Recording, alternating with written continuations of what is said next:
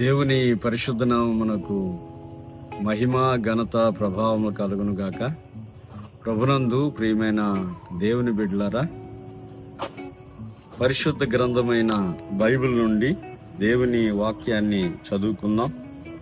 1 దినవృత్తాంతాల గ్రంథము 29వ అధ్యాయము 12వ వచనాన్ని నేను చదువుతున్నాను.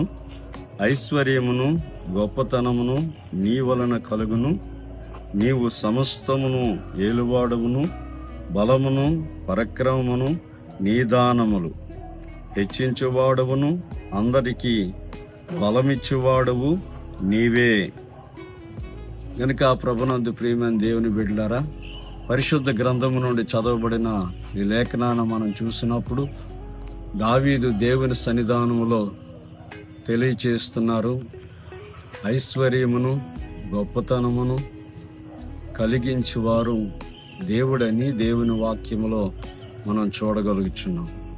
హెచ్చించువాడును బలమిచ్చువాడును ఆయన దానములని దేవుని వాక్యములో మనము చూడగలుగుచున్నాం. కనుక ప్రియమైన దేవుని బిడ్డలారా, దావీదు దేవుని యందు భయభక్తులు గలవాడు. దావీదు దేవుని సన్నిధానములో దేవునికి ఇష్టడుగా ఉన్నవాడు. దావీదు దేవుని ఉద్దేశములను నెరవేర్చిన వాడని దేవుని వాక్యములో మనము చూడగలుగుచున్నాం. దావీదు అనే పేరుకు దేవునికి ప్రియుడని దేవుని వాక్యములో మనం చూడగలుగుచున్నాం. అందు గురించే దావీదు కుటుంబములో కూడా అందరూ తక్కువగా చూశాం. అయినా దేవుడు ఆయన్ని హెచ్చించినట్లుగా, ఆయన ఒక చిన్న గొర్రెల కాపరిగా ఉన్నట్లుగా దేవుని వాక్యములో చూస్తున్నాం. ఆయన కాడికి తన పుట్టించిన దేవుడిని మాత్రం, సృష్టించిన దేవుడిని, సర్వలోకాన్ని సృష్టించిన దేవుడిని, సర్వోన్నతుడైన దేవుడిని స్తుతించి ఆరాధించినట్లుగా దేవుని వాక్యములో చూస్తున్నాం. గొర్రెల కాపరిగా ఉన్నప్పుడే దేవుని స్తుతించినట్లుగా, గొర్రెల కాపరిగా ఉన్నప్పుడే దేవుని పాటలు పాడి దేవుణ్ణి గణపరిచినట్లుగా దేవుని వాక్యంలో మనం చూడగలుగుతున్నాం. అందుకు దేవుని సన్నిధానంలో ఆయన యందు భయభక్తులు కలిగి ఆయన సన్నిధానములో ప్రార్థనాపరుడుగా దేవుని వాక్యములో మనం చూడగలుగుతున్నాం. అందు గురించే దావీదు జీవితంలో ఎన్నో మేళ్ళు దేవుడు చేశాడు. ఎందుకంటే దేవుని చిత్తానుసారంగా జీవించిన దావీదు పట్ల సంతానాన్ని దేవుడిచ్చాడు, ఐశ్వర్యం ఇచ్చాడు. అలాగే ఇశ్రాయేలు పరిపాలించే రాజుగా దేవుడు దీవించాడు. ఆయన దేవుని పేరట యుద్ధాలకు వెళ్ళినప్పుడు విజయం ఇచ్చినట్లుగా దేవుని వాక్యములో చూస్తున్నాం. ఆయనకి పేరు ప్రఖ్యాతులు ఇచ్చినట్లుగా దేవుని వాక్యములో చూస్తున్నాం. అందుకే దావీదు దేవుని సన్నిధానంలో నీ వలన కలిగినవి అంటున్నాడు.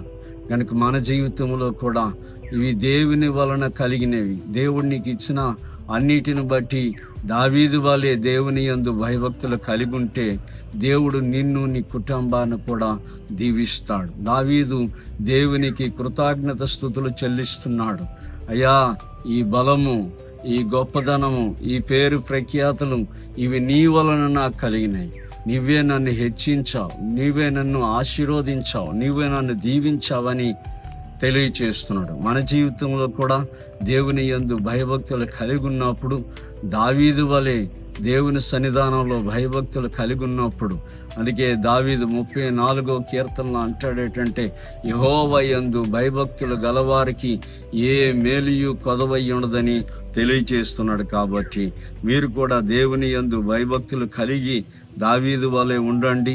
మిమ్ముని, మీ కుటుంబాన్ని కూడా దేవుడు ఐశ్వర్యమును, బలమును, పేరు ప్రఖ్యాతులను హెచ్చిస్తాడు, దీవిస్తాడు, ఆశీర్వదిస్తాడు.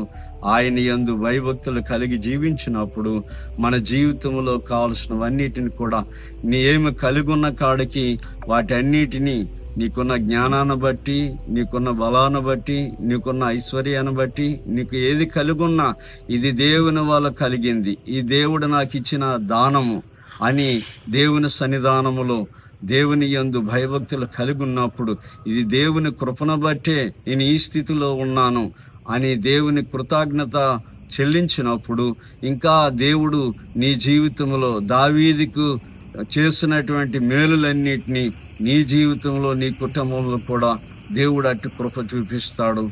ప్రార్థిద్దాం, ప్రతిఫలం పొందుదాం. దేవుడి వాక్యం తన వినికిడిలో దీవించును గాక. ఆమేన్.